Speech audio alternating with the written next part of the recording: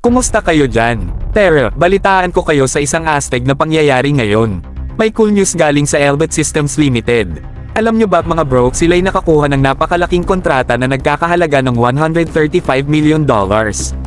Pero hindi lang basta kontrata to, magtatayo sila ng pabrika para sa mga artillery ammunition para sa isang international customer. Grabe, di ba? Pero, mga bro, hindi lang basta malalang kontrata ito. Matagal din itong magtatagal, mga 2 taon. Sa loob ng 2 taon na yan, gagamitin ng Elbit Systems ang kanilang malawak na kaalaman sa teknolohiya at operasyon. Ang galing! Isipin nyo, mga bro, mga cool na pabrika ng ammunition, puno ng sigla at enerhiya.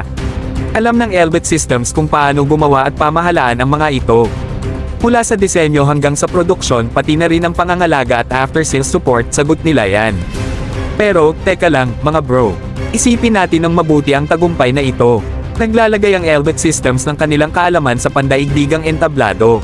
Nagpapakita sila na sa larangan ng depensa at teknolohiya, sila ang dapat tinitingnan. Kaya, mga bro, ipagdiwang natin ang tagumpay ng Elbit Systems at ng kanilang bonggang kontrata. Mabuhay ang mga naiinobasyon, mga determinadong gumawa ng pagbabago. Ipagpatuloy natin ang pagiging positibo at inspirasyon sa mundo.